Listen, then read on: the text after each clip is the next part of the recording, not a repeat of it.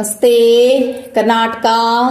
ನನ್ನ ಯೂಟ್ಯೂಬ್ ಕುಟುಂಬದ ಸದಸ್ಯರೆಲ್ಲರಿಗೂ ನನ್ನ ವಂದನೆಗಳು. ಮಂಚಾಲಮ್ಮನ ಆಶೀರ್ವಾದವನ್ನು ಪಡೆಯುತ್ತಾ, ಆರಾಧ್ಯರನ್ನ ಸ್ಮರಣೆ ಮಾಡ್ತಾ, ತಾಯಿ ಮಾರಿಕಾಂಬೆಯನ್ನ ಸ್ಮರಿಸುತ್ತಾ ಇವತ್ತು ನಾನು ನಿಮ್ಮ ಮುಂದೆ ಬಂದಿದ್ದೇನೆ. ನನ್ನ ಕಾರ್ಯಕ್ರಮಕ್ಕೆ ತಮಗೆಲ್ಲರಿಗೂ ಸ್ವಾಗತವನ್ನು ವಹಿಸುತ್ತಾ, ನಮ್ಮ ಆರಾಧ್ಯರು ನಿಮ್ಮೆಲ್ಲರನ್ನ ಕಾಪಾಡಲಿ, ಅವರ ಕರುಣ ಕೃಪಾ ಕಟಾಕ್ಷ ನಮ್ಮ ಜೊತೆಗಿರಲಿ ಅಂತ ಹೇಳ್ತಾ ಇವತ್ತಿನ ಕಾರ್ಯಕ್ರಮವನ್ನು ಶುರು ಮಾಡ್ತಾ ಇದ್ದೀನಿ. ಇವತ್ತಿನ ಕಾರ್ಯಕ್ರಮದಲ್ಲಿ ರಾಯರ ಒಂದು ಅದ್ಭುತವಾದಂಥ ಅನುಷ್ಠಾನ, ಆ ಅನುಷ್ಠಾನದ ಬಗ್ಗೆ ತಮಗೆ ಹೇಳೋಕ್ಕೋಸ್ಕರ ಬಂದಿದ್ದೀನಿ ನಾನು. ಬಹುಶಃ ತಾವೆಲ್ಲರೂ ಅದನ್ನು ಮಾಡಿ ಅದರಿಂದ ಫಲವನ್ನು ನಾನು ಹೇಗೆ ಪಡ್ಕೊಂಡಿದ್ದೀನೋ ಹಾಗೆ ನೀವು ಅದನ್ನು ಪಡ್ಕೊಳ್ಳಿ ಅಂತ ಹೇಳ್ತಾ ಇದ್ದೀನಿ. ಬಹುಶಃ ರಾಯರ ತುಂಬ ವೃತ್ತಗಳಿದೆ, ತುಂಬ ವೃತ್ತಗಳನ್ನು ಎಲ್ಲ ಯೂಟ್ಯೂಬಲ್ಲೂ ಹೇಳ್ತಾರೆ. ನಾವು ಯೂಟ್ಯೂಬಲ್ಲಿ ನಾವು ಇದು ಮಾಡೋದಿಲ್ಲ, ಅವ್ರು ಹೇಳಿದ್ರೆ ಇವ್ರು ಹೇಳಿದ್ರೆ ನೋಡೋದಿಲ್ಲ. ನಮ್ಗೆ ಯಾವುದು ಓಕೆ ಅನಿಸುತ್ತೆ ನಾವು ಅದನ್ನ ಮಾಡಿಬಿಡ್ತೀವಿ ಅಲ್ವಾ. ಯಾರು ಹೇಳಿದ್ರು ಅಡ್ಡಿಲ್ಲ, ನಮಗೆ ಒಟ್ಟಾರೆ ಅದು ನಮ್ಮ ಮನಸ್ಸು ತಟ್ಟಬೇಕು, ನಾನು ಈ ವೃತ್ತವನ್ನು ಆಚರಣೆ ಮಾಡಬೇಕು, ಇದರಿಂದ ನನಗೆ ಒಳ್ಳೆಯದಾಗತ್ತೆ ಅಂಥೇಳಿ ನಾವು ಆ ಕೆಲಸನ ಮಾಡ್ತೀವಿ ಅಲ್ವಾ. ಹಾಗೆ ರಾಯರ ಕಷ್ಟಗಳು ಬಂದಾಗ ರಾಯರನ್ನು ತುಂಬ ಬೇಡ್ತೀವಿ ನಾವು. ರಾಯರೇ ಏನಾರು ಒಂದು ದಾರಿ ತೋರಿಸಿ ಅಂತ. ಹಾಗೆ ನನಗೊಂದು ಸಣ್ಣ ಸಮಸ್ಯೆ ಬರುತ್ತೆ, ಸಣ್ಣದಲ್ಲ ಅದು ಸ್ವಲ್ಪ ದೊಡ್ಡ ಸಮಸ್ಯೆ. ಒಂದು ಟ್ರಾನ್ಸ್ಫರ್ ವಿಷಯದಲ್ಲ ಆಗಿರುವಂಥ ಒಂದು ವಿಷಯ ಆಗುತ್ತೆ ನನಗೆ. ಅದಕ್ಕೆ ಸ್ವಲ್ಪ ಅಡೆತಡೆಗಳು ಬರ್ತಾ ಇದೆ, ಸ್ವಲ್ಪ ಪ್ರಾಬ್ಲಮ್ ಆಗಬಹುದು ಅನ್ನೋ ಒಂದು ಸಣ್ಣ ಇದಾದರೂ ಅದೊಂದು ಸ್ವಲ್ಪ ದೊಡ್ಡದಾಗಿ ಕಾಡುತ್ತೆ ನಮ್ಗೆ. ಒಮ್ಮೆ ಆಗದೆ ಇದ್ದರೆ ಇದೆಲ್ಲ ಸಮಸ್ಯೆಗಳು ಬಂದ್ಬಿಡುತ್ತೆ. ಏನು ಮಾಡಲಿ ಅಂತೇಳಿ ಇನ್ನೇನು ಸದ್ಯದಲ್ಲಿ ಟ್ರಾನ್ಸ್ಫರ್ ಇದೆ ನಮಗೆ. ಅದು ಮುಖ್ಯವಾಗಿ ನನಗೆ ಆಗಬೇಕಾಗಿದ್ದು ಆ ಟ್ರಾನ್ಸ್ಫರ್. ಆದರೆ ಏನೋ ಒಂದು ಸ್ವಲ್ಪ ತೊಂದರೆಗಳು ಆಗಬಹುದು, ಅದು ಆಗಿಲ್ಲ ಅಂತ ಹೇಳೋಕ್ಕಾಗಲ್ಲ. ಹೀಗೆ ಆಗಬಹುದೇನೋ ಅಂತೇಳಿ ನಮ್ಮ ಇದರಲ್ಲಿ ಹೇಳ್ತಾರೆ ನನಗೆ. ಆವಾಗ ನಾನೇನು ಮಾಡ್ತೀನಿ, ದೊಡ್ಡ ಟೆನ್ಷನ್ ಆಗಿಬಿಡುತ್ತೆ ನನಗೆ. ಯಾಕಂದರೆ ನಾನು ಡ್ಯೂಟಿಗೆ ಬರುವಂತಹ ಸ್ಥಳ ಅಂದರೆ ಸಾಧಾರಣ 1.5 ಮೈಲು ಅಲ್ಲಿಂದ ಬರಬೇಕು, ಇಲ್ಲಿಂದ ಮತ್ತೆ ಪುನಃ 1.5 ಮೈಲು ನಾನು ಹೋಗಬೇಕು, ಅಂದರೆ 3 ಮೈಲು ನಾನು ಓಡಾಡಬೇಕು. ಈಗೇನೋ ಈಸಿ ಆಗುತ್ತೆ ಅಂಥದ್ದೇನಿಲ್ಲ. ಇನ್ನೂ ಒಂದು 10 ವರ್ಷ ಸರ್ವಿಸ್ ಇದೆ. 10 ವರ್ಷ ಸರ್ವಿಸ್ ಇರುವಾಗ ನಾನು ಮತ್ತೆ ಕೊನೆಗೆ ಅಯ್ಯೋ ದೇವ್ರೆ ಇಷ್ಟು ದೂರ ಹೇಗಪ್ಪ ಬರಲಿ ಅಂತ ಅನಿಸುವಂಥ ದಿನಗಳು ಬರಬಹುದು ಅಂತ ಹಿಂಗೆ ಯೋಚನೆ ಮಾಡಿ ಮನೆ ಹತ್ರನೇ ಇರುವಂಥ ಅಂಗನವಾಡಿಗೆ ಟ್ರಾನ್ಸ್ಫರ್ ತಗೊಂಡಿದ್ದು ನಾನು. ಚಿಂತೆಯಲ್ಲಿದ್ದಾಗ ರಾಯರಲ್ಲಿ ಬಂದು ಒಮ್ಮೆ ಹೇಳ್ತೀನಿ, ರಾಯರು ಇದ್ರ ನಿಂತು ಪ್ರಾರ್ಥನೆಯನ್ನು ಮಾಡ್ಕೋತೀನಿ. ಅವ್ರ ಹತ್ರ ರಾಯರಿದ್ರ ನಿಂತು ಪ್ರಾರ್ಥನೆಯನ್ನು ಮಾಡ್ತೀನಿ. ಆಗ ನನಗೆ ಸ್ವಲ್ಪ ದುಃಖನೂ ಬಂದಂಗೆ ಆಗುತ್ತೆ. ಅಯ್ಯೋ ದೇವ್ರೆ, ನಾನು ಅದು ರೂಲ್ಸ್ ಇರೋದೇ ಹಾಗೆ, ಕೊಡಲೇಬೇಕು ಟ್ರಾನ್ಸ್ಫರು. ಅದಕ್ಕೆ ಆಫೀಸ್ ವತಿಯಿಂದ ನನಗೆ ಯಾವುದೇ ರೀತಿ ಪ್ರಾಬ್ಲಮ್ ಇಲ್ಲ. ಆದರೆ ಪಾಪ ಎಷ್ಟೋ ಜನ ಈಗ ಕೆಲಸ ಇಲ್ಲದೆ ಇರೋರು ಎಷ್ಟೋ ಜನಗಳು ಇರ್ತಾರೆ ಅಲ್ವಾ. ಆಗ ನಾವು ಹಾಕಬೇಕಾಗಿತ್ತು ಅವ್ರಿಗೆ ಸಿಕ್ಕಿದೆಯಲ್ಲ ಕೆಲಸ, ಮತ್ತು ಇಲ್ಲಿ ಯಾಕೆ ಅವರಿಗೆ ಇದು ಮಾಡುವಂಥದ್ದು, ಅದು ಬರುವಂಥದ್ದು ಸಹಜ, ಅದು ನಾನು ಅದೇನಿದಂತಲ್ಲ. ಆಗ ರಾಯರ ಮುಂದೆ ಹೇಳ್ತೀನಿ, ರಾಯರೇ ಏನು ಮಾಡಲಿ ಇದಕ್ಕೆ ಅಂತ. ಆವಾಗ ಇದು ಯಾರು ಹೇಳ್ಕೊಟ್ಟಂಥ ಒಂದು ಇದಲ್ಲ. ರಾಯರಿಗೆ ಬಹುಶಃ ಗಂಧಲೇಪನ ಅಂದರೆ ಎಷ್ಟು ತುಂಬ ಇಷ್ಟ. ನಿಮಗೆ ಗೊತ್ತು, ಈಗಾಗಲೇ ಗಂಧಲೇಪನ ಬೊಟ್ಟಿಡುವಂಥದ್ದು ಪ್ರಥಮ ಬೊಟ್ಟನ್ನು ಹಣೆಗಿಟ್ಟು, ಆಮೇಲೆ ಒಂದೊಂದು ದಿನಕ್ಕೆ ಒಂದೊಂದು ಬೊಟ್ಟು ಬಲಭುಜದಿಂದ ಶುರು ಮಾಡಿ ಕೊನೆಯ ಅವರು ಕೂತ್ಕೊಂಡಂಥ ಪಾದ ಕಾಣ ತನಕನೂ ಹಚ್ಚಬೇಕು ಅನ್ನೋದ ಒಂದು ಪೂಜಾಕ್ರಮ ಇತ್ತು. ಅದನ್ನು ಎಷ್ಟೋ ಜನ ಮಾಡಿದ್ವಿ ನಾವು, ಅದರಿಂದ ಫಲನೂ ಸಹಿತ ನೋಡಿದ್ವಿ.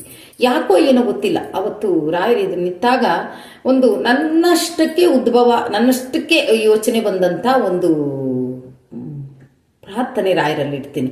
ಇದು ಎಷ್ಟರ ಮಟ್ಟಿಗೆ ಸರಿ ಎಷ್ಟರ ಮಟ್ಟಿಗೆ ತಪ್ಪು ನನಗೆ ಗೊತ್ತಿಲ್ಲ, ಆದರೆ 3 ಗುರುವಾರ ನಿನಗೆ ಗಂಧದ ಬೊಟ್ಟನ್ನು ಇಡ್ತೀನಿ, 3 ಗುರುವಾರ ಗಂಧದ ಬೊಟ್ಟು ಇಡ್ತೀನಿ ಅಂತ ಹೇಳಿ ಅವ್ರ ಹತ್ರ ಪ್ರಾರ್ಥನೆ ಮಾಡ್ಕೋತೀನಿ. ನನಗೆ ಇದನ್ನು ಸಾಲ್ವ್ ಮಾಡಿಕೊಡ್ಬೇಕು, ನೀನು ಸಾಲ್ವ್ ಮಾಡಿಕೊಡ್ಲಿಲ್ಲ ಅಂದರೆ ನನಗೆ ದಾರಿ ಸಿಗ್ತಾ ಇಲ್ಲ. ದಾರಿ ಸಿಕ್ಕುವಂಥದ್ದಾದರೆ ನಾನು ಖಂಡಿತವಾಗಿಯೂ ಆ ದಾರಿಯಲ್ಲಿ ನಾನು ಹೋಗಿ ಅದನ್ನು ಹೆಂಗೆ ಬಗೆಹರಿಸ್ಕೊಳ್ತಾ ಇದ್ದೆ. ಇನ್ನೊಂದು ವಿಷಯನ ಹೇಳ್ತೀನಿ ನಿಮಗೆ, ಈ ವ್ರತವನ್ನು ನೀವು ಮಾಡುವವರು, ನಮಗೆ ದೇವರು ಬುದ್ಧಿಶಕ್ತಿ ಕೊಡ್ತಾನೆ, ಒಂದು ದಾರಿಯನ್ನು ತೋರಿಸ್ತಾರೆ. ಆ ದಾರಿಯಲ್ಲಿ ನಾವು ಹೋಗಿ ಪ್ರಯತ್ನವನ್ನು ಮಾಡಬೇಕು. ಪ್ರಯತ್ನ ಮಾಡ್ದೇನೆ ನಾವು ಇದನ್ನು ಖಂಡಿತವಾಗಿಯೂ ಮಾಡುವ ಹಾಗಿಲ್ಲ. ಒಮ್ಮೆ ನಮ್ಮ ಹತ್ರ ಆಗಲ್ಲ, ಇದು ಕಷ್ಟ ಆಗ್ತಾ ಇದೆ ಇವತ್ತು, ಇದಕ್ಕೇನಾದರೂ ರಾಯರೇ ದಾರಿ ತೋರಿಸ್ಬೇಕು ಅಂತ ಸಂದರ್ಭದಲ್ಲಿ ಮಾತ್ರ ಮಾಡಿ ಈ ವ್ರತವನ್ನು. ಹಾಗೆ ಹೇಳಿದೆ, ನಾನೇ ಇದನ್ನು ಯೋಚನೆ ಮಾಡಿ ಇದು ಮಾಡುವಂಥ ವ್ರತ ರಾಯರೇ, ನಾನು ಗಂಧದ ಬೊಟ್ಟನ್ನು ಇಡ್ತೀನಿ ನಿಮಗೆ, ನನಗೆ ಆದಷ್ಟು ಬೇಗ ಅದನ್ನು ಸಾಲ್ವ್ ಮಾಡಿಕೊಡಿ ಅಂತ ನಾನು ರಾಯರ ಹತ್ರ ಕೇಳಿ ಹಾಗೆ ಗುರುವಾರ ಶುರು ಮಾಡ್ತೀನಿ. ಹಾಗಾದರೆ ಗಂಧದ ಬೊಟ್ಟು ಅಂದ್ರೇನು ನಿಮ್ಗೆ ಗೊತ್ತಿರ್ಬೋದು. ಗಂಧದ ಬೊಟ್ಟಿನ ನಮಗೆಲ್ರಿಗೂ ಗೊತ್ತಲ್ವಾ, ಇವ್ರು ಏನು ಹೇಳ್ತಾ ಇದ್ದಾರೆ ಈ ಅನುಷ್ಠಾನವನ್ನು ಅಂತ. ಆದರೆ ನಾನು ರಾಯರಿಗೆ ಪ್ರಾರ್ಥನೆಯನ್ನು ಮಾಡಿಕೊಂಡಂತಹ ಗಂಧದ ಬೊಟ್ಟು ಏನು ಅಂದರೆ, ಒಂದೇ ದಿನದಲ್ಲಿ ನಿಮಗೆ ಗಂಧ ಸೇವೆ ಅಷ್ಟು ಯಾವ ಪ್ರಕಾರ, ಫಸ್ಟು ಹಣೆಗೆ ಇಡ್ತೀನಿ, ಆಮೇಲೆ ಬಲಭುಜದಿಂದ ಶುರು ಮಾಡಿ ನಂತರ ನಿಮ್ಮ ಪಾದದವರೆಗೂ ಒಂದೇ ದಿನ ಹಚ್ಚುವಂಥ ಇದನ್ನು ನಾನಾಗೆ ಸಂಕಲ್ಪ ಮಾಡ್ಕೊಳ್ತೀನಿ. ಅದನ್ನು ನಾನು ನಿಮಗೆ ಗಂಧಲೇಪವನ್ನು 3 ಗುರುವಾರ ಮಾಡ್ತೀನಿ ತಂದೆ ಅಂತ ಹೇಳಿ ಪ್ರಾರ್ಥನೆಯನ್ನು ಮಾಡಿದೆ. ಹಾಗೆ ಒಂದು ಗುರುವಾರದಿಂದ ಶುರು ಮಾಡ್ತೀನಿ. ಅದನ್ನು ಶುರು ಮಾಡುವಂತಹ ಸಂದರ್ಭದಲ್ಲಿ ಏನಾಗುತ್ತೆ ಅಂದರೆ, ನೀವು ಆ ಶುರು ಮಾಡಿದಂತಹ ಸಂದರ್ಭದಲ್ಲಿ ನೀವು ಏನು ಮಾಡಬೇಕು ಅಂದರೆ, ಗೊತ್ತು ನಿಮಗೆ ಒಂದು ಅನುಷ್ಠಾನವನ್ನು ನಾವು ಮಾಡುವಾಗ ಗಣಪತಿಯನ್ನು ಆರಾಧನೆ ಮಾಡ್ತೇವೆ, ಮನೆ ದೇವರನ್ನು ಆರಾಧನೆ ಮಾಡ್ತೇವೆ, ಹಾಗೆ ಸ್ಥಳದಲ್ಲಿರುವಂತಹ ದೇವರನ್ನ ನಾವು ಆರಾಧನೆ ಮಾಡ್ತೇವಲ್ವಾ. ಅದು ನಿಮಗೆಲ್ಲರಿಗೂ ಗೊತ್ತಿರುವಂಥ ವಿಷಯ. ನಾನು ಮತ್ತೆ ಅದನ್ನ ಎರಡನೇ ಹೇಳುವ ಕೆಲಸ ಇಲ್ಲ. ಆಮೇಲೆ ರಾಯರಲ್ಲಿ ಅದನ್ನು ಶುರು ಮಾಡ್ತೀನಿ. ಹೇಗೆ ಶುರು ಮಾಡ್ತೀನಿ? ನಾನು ಬೊಟ್ಟನ್ನು ಇಡುವಾಗ ಶುರು ಮಾಡ್ತೀನಿ, ರಾಯರ ನಾಮಸ್ಮರಣೆಯನ್ನು ಮಾಡ್ತಾ ಹೋಗ್ತೀನಿ. ಅದು ಯಾವ್ದು ಬೇಕಾದರೂ ಮಾಡ್ಬೋದು. ನೀವು ಪೂರ್ಣಬೋಧ ಸ್ತೋತ್ರ ಓದ್ಬೋದು, ಅಥವಾ ರಾಘವೇಂದ್ರ ಆಯನಮ ಅಂತ ಹೇಳ್ಬೋದು, ಅಥವಾ ಶ್ರೀರಾಮ ರಾಘವೇಂದ್ರ ಆಯನಮ ಅಂತ ಹೇಳ್ಬೋದು. ಆ ರಾಯರ ಅಷ್ಟೋತ್ತರ ಇದನ್ನು ಓದ್ಬೋದು. ಏನು ಅಕ್ಷರಮಾಲ ಬೇಕಾದ್ರೂ ಓದ್ಬೋದು, ಏನು ಬೇಕಾದರೂ ಮಾಡಬಹುದು. ಆದರೆ ನೀವು ಹಚ್ಚುವಂಥ ಪ್ರತಿಯೊಂದು ಬೊಟ್ಟಲ್ಲೂ ರಾಯರ ಸ್ಮರಣೆಯನ್ನು ಮಾಡ್ತಾ ಹಚ್ಚಬೇಕು. ಇನ್ನೇನು ಅಂದರೆ, ಫೋಟೋ ದೊಡ್ಡದಿದೆ ಅಂತೇಳಿ ದೊಡ್ಡದಾಗಿ ನೀವು ಇಡುವ ಹಾಗಿಲ್ಲ. ಒಂದು ಬೆರಳಚ್ಚಲ್ಲಿ ಅದ್ದಿದಂಥ ಗಂಧವನ್ನು ಒಂದೇ ಸಲ ಇಟ್ಟು ಕೈ ತೆಗಿಬೇಕು. ಕೈಯನ್ನು ತೆಗಿಬೇಕು. ಮುಂಚಿತವಾಗಿ ಗಂಧದ ಪುಡಿ ಸಿಕ್ಕಿದ್ರೆ, ಇಲ್ಲ ಗಂಧದ ಕೊರಟಿದೆ ಅಂದರೆ ಸಮಸ್ಯೆ ಇಲ್ಲ, ನೀವು ಅದನ್ನು ಎಷ್ಟು ಬೇಕು ಅಂತ ತೆಗೆದುಕೊಳ್ಳಿ. ಇಲ್ಲ ಅಂತ ಅಂದರೆ ಅಷ್ಟಗಂಧ ತಂದ್ಕೊಳ್ಳಿ. ಇಲ್ಲೆಲ್ಲ ಗಂಧದ ಪುಡಿಯನ್ನು ಸಿಗುತ್ತೆ, ಅದು ತಂದಾದರೂ ನೀವು ಅದಕ್ಕೆ ಎಷ್ಟು ಬೇಕು ನಿಮಗೆ ಗೊತ್ತಿರುತ್ತೆ. ಒಂದು ಫೋಟೋ, ನಮ್ಮನೇಲಿ ಇಷ್ಟು ದೊಡ್ಡ ಫೋಟೋ ಇದೆ, ಈ ಫೋಟೋಕ್ಕೆ ಇಷ್ಟು ಬೇಕು ಅಂತ ಗೊತ್ತಿರುತ್ತೆ. ಕಡಿಮೆ ಮಾಡ್ಕೊಬಿಡಿ, ಸ್ವಲ್ಪ ಜಾಸ್ತಿನೇ ಮಾಡ್ಕೊಳ್ಳಿ. ಕಡಿಮೆ ಮಾಡಿಕೊಂಡ್ರೆ ನೀವು ಹಚ್ಚುವಾಗ ಮತ್ತೆ ಅದನ್ನು ಕಲಿಸಬೇಕಾಗತ್ತೆ. ಆವಾಗ ಅಲ್ಲಿ ಇದಾಗತ್ತೆ. ಅದಕ್ಕೆ ಸ್ವಲ್ಪ ಜಾಸ್ತಿ ಆದರೂ ಪರವಾಗಿಲ್ಲ, ಅದನ್ನು ತುಳಸಿ ಗಿಡಕ್ಕೋ ಅಥವಾ ತೆಂಗಿನ ಗಿಡಕ್ಕೋ ಆಮೇಲೆ ಹಾಕಿಬಿಟ್ರಾಯ್ತು. ಅದಷ್ಟನ್ನು ಮಾಡಿಕೊಂಡು ರಾಯರ ಸ್ಮರಣೆಯನ್ನು ಮಾಡ್ತಾ ಮಾಡ್ತಾ ಮಾಡ್ತಾ ಮಾಡ್ತಾ ಪಾದದ ತನಕನೂ ರಾಯರಿಗೆ ಗಂಧಲೇಪನವನ್ನು ಮಾಡಿ, ಬೊಟ್ಟಿಡ್ತಾ ಹೋಗಿ ನಾಮಸ್ಮರಣೆ ಸದಾ ನಿಮ್ಮ ಬಾಯಲ್ಲಿ ಇರಲಿ. ಯಾಕೋಸ್ಕರ ಮಾಡ್ತಾ ಇದ್ದೀನಿ ಅಂತ ರಾಯರಿಗೆ ನಿಧಾನವಾಗಿ ಹೇಳ್ತಾ ಹೋಗಿ. ಅದೇನಾಗುತ್ತೆ ಅಂದರೆ, ಖಂಡಿತವಾಗಿ ಅದರಿಂದ ಫಲ ಇದೆ. ನನಗೆ 2 ಗುರುವಾರಕ್ಕೆ ಅದರಿಂದ ಫಲ ಸಿಕ್ಕಿದೆ. ನನಗೆ 2 ಗುರುವಾರಕ್ಕೆ ಸಿಕ್ಕಿದೆ. ಅದರ ವಿಷಯ ಗೊತ್ತಾಗಿದೆ. ಇಲ್ಲ ಹೀಗೆ ಕೊನೆಗೂ ಅದು ನನಗೆ ಅಂತ ಬಂತು. ತುಂಬ ಖುಷಿಯಾದಂಥ ವಿಚಾರ ನನಗೆ. ಹಾಗಾಗಿ ಇದು ನಾನೇ ಅಂದುಕೊಂಡದ್ದು, ರಾಯರೇ ನಿಮಗೆ ಹೀಗೆ ಮಾಡ್ತೀನಿ, ಒಂದೇ ದಿನ ನಿಮಗೆ ಇಷ್ಟು ಗಂಧದ ಬೊಟ್ಟನ್ನು ಇಡ್ತೀನಿ ನಾನು ಅಂತ ನಾನು ಅಂದ್ಕೊಂಡಿದ್ದು. ಅದಕ್ಕೆ ಸರಿಯಾದ ಫಲ ಸಹಿತ ನನಗೆ ಸಿಕ್ಕಿದೆ. ಹಾಗಾಗಿ ನಿಮಗೆ ಫಲ ಸಿಕ್ಕಿದ್ದಕ್ಕೋಸ್ಕರ ನಾನು ಇದನ್ನು ನಿಮ್ಗೆ ಹೇಳ್ತಾ ಇದ್ದೀನಿ. ಆದರೆ ನಾನು ಹೇಳ್ಕೊಂಡಿರುವಂಥದ್ದು 3 ಗುರುವಾರ. ಹಾಗಾಗಿ 3 ಗುರುವಾರನೂ ಅದನ್ನು ಮುಗಿಸಿದ್ದೀನಿ ನಾನು. ಆಮೇಲೆ ಏನು ಮಾಡಬೇಕು, 3ನೇ ಗುರುವಾರ ಯಾವಾಗ ಬೇಕಾದರೂ ಮಾಡಿ. 3ನೇ ಗುರುವಾರ ದಿವಸ, ಯಾಕಂದರೆ ಕಷ್ಟ ಬಂದಾಗ ರಾಯರಲ್ಲಿ ಕೇಳ್ತೀವಲ್ವಾ, ಸಮಸ್ಯೆಗಳು ಬಂದಾಗ ರಾಯರಲ್ಲಿ ಕೇಳ್ತೀವಿ. ರಾಯರೇ ಇದೊಂದು ಪೂಜೆ ಮಾಡ್ತೀವಿ, ನಿಮಗೆ ಹೇಗಾದರೂ ಮಾಡಿ ನೀವು ನನ್ನನ್ನು ಈ ಕಷ್ಟದಿಂದ ಪಾರು ಮಾಡಿ, ಅಥವಾ ಈ ಸಮಸ್ಯೆ ಒಂದು ದಾರಿ ತೋರಿಸಿ, ಏನಾದರೂ ಹೇಳ್ತೀವಿ ನಾವಲ್ವಾ. ಹಾಗೆ ಹೇಳುವಂತಹ ಸಂದರ್ಭದಲ್ಲಿ ಹೇಳಿದ್ದನ್ನು ರಾಯರು ನಮ್ಗೆ ಇದು ಮಾಡಿಕೊಡ್ತಾರೆ ಅಂತಾದರೆ, ಇನ್ನೊಂದು ದಿನ ಖುಷಿಗಾಗಿ ನಾವು ಯಾಕೆ ರಾಯರಿಗೆ ಗಂಧವನ್ನು ಹಚ್ಚಬಾರ್ದು? ಯಾಕಂದರೆ ನೀವು ಮಾಡಿಕೊಟ್ಟಿದ್ದೀರಿ ರಾಯರೇ ಇದನ್ನಂತ ಖುಷಿಗಾಗಿ ಒಂದು ದಿನ ಫ್ರೀ ಆದಾಗ, ಏನು ವ್ರತ ಮುಗಿದು ಅಷ್ಟೇ ದಿವಸಕ್ಕೆ ಮಾಡಬೇಕು ಅಂತಿಲ್ಲ, ಯಾವುದೋ ಒಂದು ದಿವಸ ಆ ವಿಷಯನ ನೆನ್ಪು ಮಾಡ್ಕೊಂಡಾಗ ತುಂಬ ಖುಷಿ ಆಗುತ್ತೆ. ಆಗ ಮತ್ತೆ ಒಂದಿನ ರಾಯರೇ ಇದು ಖುಷಿಗೋಸ್ಕರ ಹಚ್ತಾ ಇದ್ದೀನಿ ನಾನು, ಯಾಕಂದರೆ ನನಗೆ ಈ ವ್ರತದ ಫಲವನ್ನು ನೀವು ಕೊಟ್ಟಿದ್ದೀರಿ, ಅದಕ್ಕೋಸ್ಕರ ಇವತ್ತು ಖುಷಿಯಿಂದ ನಾನು ನಿಮಗೆ ಗಂಧಲೇಪನವನ್ನು ಮಾಡ್ತಾ ಇದ್ದೀನಿ ಅಂಥೇಳಿ ಬೊಟ್ಟನ್ನು ಪೂರ್ತಿಯಾಗಿ ರಾಯರಿಗೆ ಇಡಿ. ಗೊತ್ತಿದೆ ಅದು. ಮತ್ತೆ 2ನೇ ಹೇಳುವಂಥ ಕೆಲಸ ಏನಿಲ್ಲ. ತುಳಸಿಯಿಂದ ರಾಯನಂದ ತುಳಸಿ ಹೂವು ಎಷ್ಟಿದೆ ಅಷ್ಟು ಹಾಕಿ, ಅಷ್ಟೇ ತರಬೇಕು ಅಂತೇನಿಲ್ಲ. ಆದರೆ ಮಾಲೆಯನ್ನು ಮಾತ್ರ ಹಾಕಬೇಡಿ, ಯಾಕಂದರೆ ನೀವು ಬೊಟ್ಟಿಡೋಕ್ಕೆ ಕಷ್ಟ ಆಗುತ್ತೆ. ಅಲ್ಲಿ ಮಾಲೆಗಳು ಮಧ್ಯ ಬಂದಾಗ ಒಂದು ಕಡೆಯಲ್ಲಿ ಬಿಟ್ಟು ಹೋಗುವಂಥ ಚಾನ್ಸಸ್ ಇರುತ್ತೆ. ಮೇಲ್ಗಡೆ ಅಷ್ಟೇ ತುಳಸಿ ಹೂವನ್ನು ಹಾಕಿ ರಾಯರಿಗೆ ಆವತ್ತು ನೀವು ಏನು ಬೊಟ್ಟಿಡುವಂಥ ಪೂಜೆ ಯಾವಾಗ ಇಟ್ಕೋತೀರಿ ಆವಾಗ ರಾಯರಿಗೆ ಮಾಲೆಯನ್ನು ಹಾಕಬೇಡಿ. ಬೇಕಾದರೆ ಬೊಟ್ಟಷ್ಟು ಇಟ್ಟ ಮೇಲೆ ಬೇಕಾದರೆ ರಾಯರಿಗೆ ಮಾಲೆಯನ್ನು ಹಾಕಿ. ಆಮೇಲೆ ನೈವೇದ್ಯ ಹೆಂಗೆ ಮಾಡಬೇಕು ಅಂತ ಗೊತ್ತು ನಿಮಗೆ, ಅದು ಬೇರೇನಿಲ್ಲ. ಒಂದು ತುಪ್ಪದ ದೀಪ, ಒಂದು ತುಪ್ಪದ ಆರತಿ, ಅದು ಬೇಕಾದ್ರೆ 5 ತುಪ್ಪದ ಬತ್ತಿ ಮಾಡಿ. ಇಲ್ಲ 5 ತುಪ್ಪದ ಬತ್ತಿ ಮಾಡೋಕ್ಕಾಗಲ್ಲ, 2 ತುಪ್ಪದ ಬತ್ತಿ ಮಾಡ್ತೀವಿ, ಓಕೆ, ಅದು ನಿಮ್ಗೆ ಗೊತ್ತಿದ್ದ ಹಾಗೆ ನೀವು ಮಾಡಿ, ನಿಮಗೆ ಯಾವ್ದು ಇಷ್ಟ ಅಂತ ಮಾಡಿ. ತುಪ್ಪ ಇಲ್ಲ ಎಣ್ಣೆಯಿಂದ ಮಾಡ್ತೀವಿ, ಸರಿ, ಯಾವುದಾದ್ರೂ ಸರಿ. ರಾಯರು ಒಟ್ಟಾರೆ ಅದನ್ನು ಸ್ವೀಕಾರ ಮಾಡಿದರೆ ಸಾಕು ಅಷ್ಟೇ. ಯಾವುದಾದ್ರೂ ಮಾಡ್ತಾರೆ ರಾಯರು, ಗೊತ್ತಾಗುತ್ತೆ ತುಪ್ಪ ತರುವಂಥ ಶಕ್ತಿ ಇದೆಯಾ ಇಲ್ವಾ ಅಂತ. ತುಪ್ಪ ತರುವಂಥ ಶಕ್ತಿ ಇಲ್ಲ, ಓಕೆ, ನೀವು ಎಣ್ಣೆ ಹೆಚ್ಚರು ರಾಯರನ್ನ ಸ್ವೀಕಾರ ಮಾಡ್ತಾರೆ. ತುಪ್ಪ ತರುವಂಥ ಶಕ್ತಿ ಇದ್ದು ನಾವು ಹಚ್ಚಿದಾಗ ಅದು ರಾಯರಿಗಿಂತ ಹೆಚ್ಚು ನಮಗೆ ಒಂಥರ ಮನಸ್ಸು ನೋವಾಗುತ್ತೆ.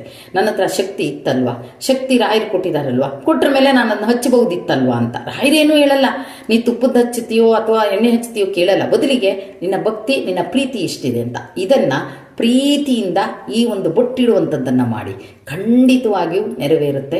ಜೊತೆಗೆ ಇನ್ನೊಂದು ವಿಷಯನ ಹೇಳ್ತೀನಿ, ಇದು ಯಾವ ಸಂದರ್ಭದಲ್ಲಿ ಮಾಡಬೇಕು ಅಂದರೆ ಸಮಸ್ಯೆಗಳು ಪರಿಹಾರ ಆಗೋದೇ ಇಲ್ಲ. ಈಗ ನೋಡಿ, ಯಾರೋ ಸಾಲ ಕೊಡಬೇಕು, ನೀವು ಬರ್ತಾರೆ ಅವರು, ನಾಳೆ ಅಂದ್ರೆ ಬರ್ತೀನಿ, ನನಗೆ ಅದನ್ನು ಕೊಡಲೇಬೇಕು ಅಂತಾರೆ. ಆಗ ರಾಯರಲ್ಲಿ ಪ್ರಾರ್ಥನೆ ಮಾಡ್ಕೊಳ್ಳಿ. ನಾಳೆ ಬಂದುಬಿಟ್ರೆ ನನ್ನ ಹತ್ರ ಇಲ್ಲಪ್ಪ ತಂದೆ, ಒಂದು ದಿನದ ಸೇವೆ, ಗಂಧ ಸೇವೆಯನ್ನು ನಿಮಗೆ ಮಾಡ್ತೀನಿ ತಂದೆ, ಈ ಒಂದು ದಿನ ತಪ್ಪಿಸಿ ನನ್ನ ಕೈಯಲ್ಲಿ ಆ ದುಡ್ಡು ಕೊಡೋ ಶಕ್ತಿ ಕೊಡಿಪ್ಪ, ಆದಷ್ಟು ಬೇಗ ಅವ್ರ ಹಣನ ತೀರಿಸ್ತೀನಿ, ಅವರು ಬರ್ತಾರೆ, ಅಥವಾ ತಪ್ಪಿಸಿ ಅವರು ಬರೋದನ್ನು ಅಂತ ಹೇಳಿ ರಾಯರ ಹತ್ರ ಒಂದು ಪ್ರಾರ್ಥನೆ ಮಾಡ್ಕೊಂಡು ಅಂಥ ಒಂದು ಸಂದರ್ಭಕ್ಕೆ ಮಾತ್ರ ಮಾಡಿ. ಏನೋ ಆಯಿತು, ಅದು ಹೇಳಿದ್ದಾರೆ, ಅದು ಮಾಡಬೇಕು, ಇಲ್ಲ.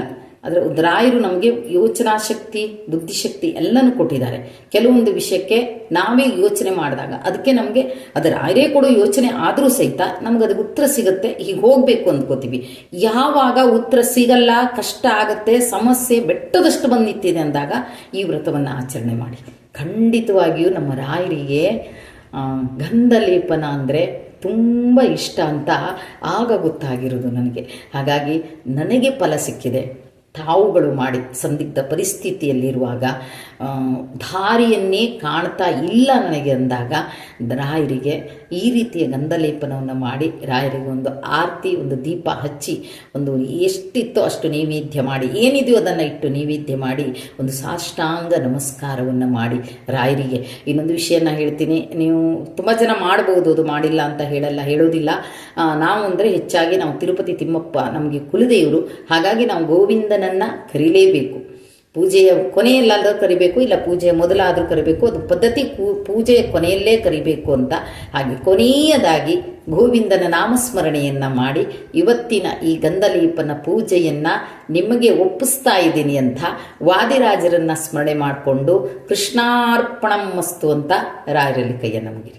ಒಂದು ತುಳಸಿಯಿಂದ ಒಂದು ನೀರನ್ನು ಹಾಕಿ ಕೃಷ್ಣಾರ್ಪಣಂ ಮಸ್ತು ಅಂತ ಹೇಳಿ ರಾಯರಿಗೆ ಒಂದು ನಮಸ್ಕಾರವನ್ನು ಹಾಕಿ, ಕೊನೆಯದಾಗಿ ಶ್ರೀಮದ್ರಮಣ ಗೋವಿಂದ ಗೋವಿಂದ ಅಂತ ನಾಮಸ್ಮರಣೆಯನ್ನು ಮಾಡಿ ಅವತ್ತಿನ ಪೂಜೆಯನ್ನು ಮುಗಿಸಿ. ಉಪವಾಸ ಮಾಡೋರು ಉಪವಾಸ ಮಾಡಿ, ಆಗೋದೇ ಇಲ್ಲ ಅನ್ನೋರು ಉಪವಾಸ ಮಾಡಲೇಬೇಕಂತೇನಿಲ್ಲ.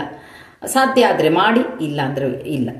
ಈ ರೀತಿಯಾದಂಥ ಈ ವ್ರತ ನನ್ನ ಮನಸ್ಸಿನಲ್ಲೇ ಯೋಚನೆಯಲ್ಲೇ ಹುಟ್ಟಿದಂತಹ ಈ ಪೂಜೆಯನ್ನು ನಾನು ಮಾಡಿದ್ದೀನಿ, ಫಲ ಸಿಕ್ಕಿದೆ. ದಯವಿಟ್ಟು ತಾವುಗಳು ಅಂತ ಒಂದು ಸಂದರ್ಭಕ್ಕನುಸಾರವಾಗಿ ಅದನ್ನು ಮಾಡಿ ಅಂತ ಹೇಳ್ತಾ ಇವತ್ತಿನ ಈ ಕಾರ್ಯಕ್ರಮವನ್ನು ಇಲ್ಲಿಗೆ ಮುಗಿಸ್ತಾ ಇದ್ದೀನಿ. ಜೈ ಹಿಂದ್, ಜೈ ಕರ್ನಾಟಕ ಮಾತೆ, ಸರ್ವೇ ಜನ ಸುಖಿನೋ ಭವಂತು.